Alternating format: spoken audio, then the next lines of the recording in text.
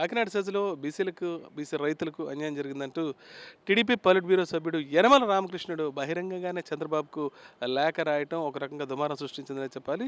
దీని మీద ఒక్కొక్క నాయకుడు ఒక్కోలా స్పందిస్తున్నారు. ముఖ్యంగా తెలుగుదేశం పార్టీలోనే అనేక మంది నాయకులు కూడా యనమల లేఖ రాసిన విధానాన్ని కూడా విమర్శిస్తున్నారు. దీనికి సంబంధించి బీసీ నేత మాజీ మంత్రి వేణుగోపాలకృష్ణ ఏం చెప్తారో చూద్దాం. సార్ చెప్పండి, యనమల రామకృష్ణ ఇన్నాళ్ళకు లెటర్ లేఖ వాళ్ళ అధిష్టానానికి రాయటం జరిగింది, బీసీలకు అన్యాయం జరిగిందని.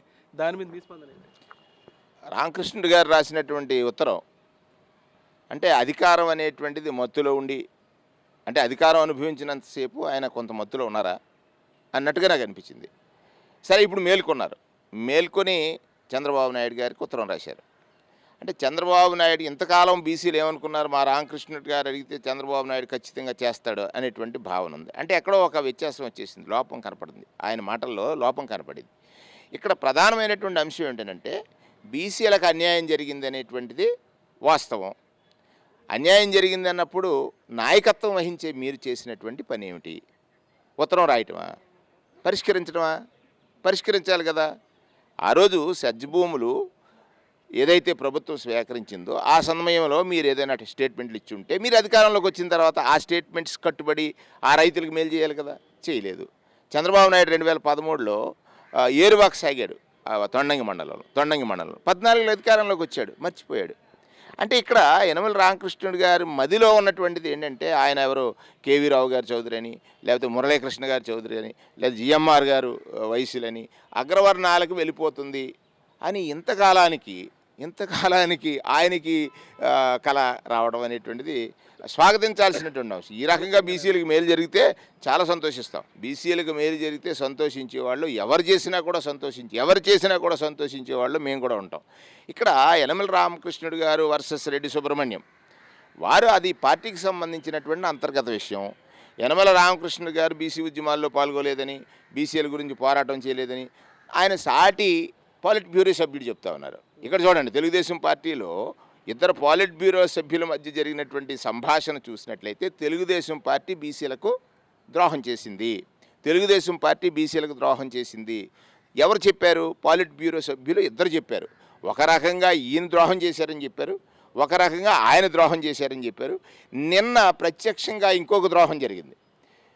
మత్స్యకార సోదరులు మా వాణి పార్లమెంట్లో వినిపించాలి అనేటువంటి కోరిక ఉంది వారికి. ఆ మత్స్యకార సోదరుడి యొక్క మనోవేదన అంటే నేనేమంటానంటే తెలుగుదేశం ఎంత తెలివిగా బీసీలను మోసం చేస్తుందనంటే మీరు కేవలం స్థానిక సంస్థల ప్రతినిధులుగా మాత్రమే పరిమితము, బీసీలు స్థానిక సంస్థల ప్రతినిధులకి మాత్రమే పరిమితము, స్థానిక సంస్థల ప్రాతినిధ్యానికి మాత్రమే పరిమితమని మీరు చట్టాలు చేసే సభల్లో పనికిరారేటట్టుగా అంటే అది ఉదాహరణతో చెప్తున్నారు. 2014-19 మధ్యలో కేవలం ఆయన సామాజిక వర్గానికే ఆ పదవులు కట్టబెట్టారు. రాజ్యసభ అత్యున్నతమైనటువంటి సభ. ఈవేళ ఏదైనా ఒక ఇష్యూ ఇక్కడి నుంచి కింద నుంచి పైకంటూ వెళ్ళి శాసనసభ, శాసనమండలి, లోక్సభ అన్నీ జరిగిన తర్వాత రాజ్యసభలో కదా ఆమోదం పొందుతుంది. అక్కడ కదా ఈ వర్గాలు కోరుకుంటున్నాయి. ఇక్కడ బీసీలను ఇంకొక రకంగా దగా చేశాడు ఆయన. ఇప్పుడు ఆర్ కృష్ణయ్య గారు ఉన్నారు. ఆర్ కృష్ణయ్య గారు బీసీ ఉద్యమ నాయకుడని, బీసీలకు మేలు చేస్తాడని జగన్మోహన్ రెడ్డి గారు ఆయనకి పదవి ఇచ్చారు, రాజ్యసభ పదవి. అది బీసీల తరఫునిచ్చాడు ఆయన. ఆయన నాకు రాజ్యసభ చిన్నదన్నాడు, రాజీనామా చేశాడు. అందులో ఏముంది? ప్రలోభం అందరికీ తెలిసిపోయింది. చంద్రబాబు నాయుడు పర్చేజ్ చేస్తాడు, ఆ పర్చేజ్లో పడిపోయాడు పాపం ఆర్ కృష్ణయ్య గారు. బీసీ నాయకుడు అని ఇంతకాలం భ్రమలో ఉన్నటువంటి మాలాంటి వాళ్ళందరికీ ఖచ్చితంగా లేకపోతే ఎందుకు రాజీనామా చేశాడు? ఏ రాజ్యసభ అయితే తాను వైఎస్ఆర్ కాంగ్రెస్ పార్టీ ఆశించి సామాజిక న్యాయాన్ని ఆనాడు పూలే నుంచి, అంబేద్కర్ నుంచి ఆలోచన చేసినటువంటి సామాజిక న్యాయం అనేటువంటి పదాన్ని అమలు చేయాలని చేసినప్పుడు ఆ తరఫున పోరాడాల్సినటువంటి అదే రాజ్యసభ కదా మళ్ళీ వీరు తీసుకున్నది బీజేపీ తరఫున. ఇక్కడ చూడండి, ఇంకొక ఆయన ఉన్నారు, ఆయన క్యాష్ పార్టీ కాబట్టి ఆయన రాజీనామా చేయడానికి ఒక రేటు, మళ్ళీ పదవి ఇవ్వడానికి ఇంకొక రేటు.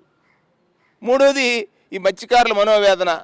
అది చంద్రబాబు నాయుడు గారు ఈ రాష్ట్రంలో ఉన్న మత్స్యకారు సోదరుల మనస్సుల్లో మాత్రం ద్రోహిగా ఉంటాడు. కారణం, ఒక మత్స్యకారుడు వాణిని వినిపించకుండా ప్రలోభ పెట్టి అది మన జిల్లాకి ఇచ్చాడు. అది మనం వేరే ఆలోచిస్తాం. కానీ చేసిన విధానం చూసారా, ఇది బీసీలను వంచటము, బీసీలని వంచడము తన కుట్ర రాజకీయాలతోటి. అంటే మీరు కేవలం స్థానిక ప్రభుత్వాల్లో మాత్రమే మీ వాణి వినపడాలి తప్ప. ఇంకొక విమర్శ కూడా ఉంది. యనమల ఈ రకంగా ఆరోపణ చేయడానికి ఆయన గవర్నర్ పదవో లేదంటే రాజ్యసభ పదవో కనీసం ఏమి రాలేదు కాబట్టి ఇన్నాళ్ళు బయటకు వచ్చారు, లేకపోతే ఈ సమయంలో కూడా రారనుకునే విమర్శలు వస్తున్నాయి. దానికి సంబంధించి అదే అన్నాను కదా, ఇప్పుడు దాకా అధికారం అనేటువంటి మత్తు నుంచి అది అందలేదనేటువంటి కళ్ళు తెరుచుకుని అధికారం అనే మత్తులో ఉన్నటువంటి రామకృష్ణుడు గారు అధికారం అనేటువంటి మత్తు ఉన్నప్పుడు బీసీలు కనపడరు. అది అందలేదని కదా కళ్ళు తెరిచి మాట్లాడుతున్నారేమో అని నేను అనుకుంటున్నాను. అందుకే ఇక్కడ మీరు అధికారంలో ఉన్నప్పుడు బీసీల గురించి మాట్లాడలేదని యువతల ఉన్న ఇంకో పాలిట్ బ్యూరో సభ్యుడు చెప్తున్నారు. మనం ఇవన్నీ చూసినట్లయితే తెలుగుదేశం పార్టీ ఓవరాల్గా టోటల్గా బీసీలని దగా చేస్తుంది, మోసగిస్తుంది, వంచిస్తుంది, వారి మనోవేదనకి కారణమవుతుంది, వారి మానసికమైనటువంటి బాధలకి తెలుగుదేశం పార్టీ కారణం. బీసీలకు తెలుగుదేశం పార్టీ అన్యాయం చేస్తున్న విషయాన్ని ఇప్పుడు యనమల ఇన్నాళ్ల తర్వాత ప్రస్తావించారని, ఏది ఏమైనా సరే ఇప్పుడు యనమల చేసిన ఆరోపణలు ఏవైతే ఉన్నాయో ఖచ్చితంగా స్వాగతించదగ్గవే. ఎట్టి పరిస్థితుల్లో తెలుగుదేశం పార్టీ బీసీలకు న్యాయం చేస్తుంది అనుకోవడం ఉట్టి విషయమేనని వేణుగోపాలకృష్ణ చెప్తున్నారు. రాజమండ్రి నుంచి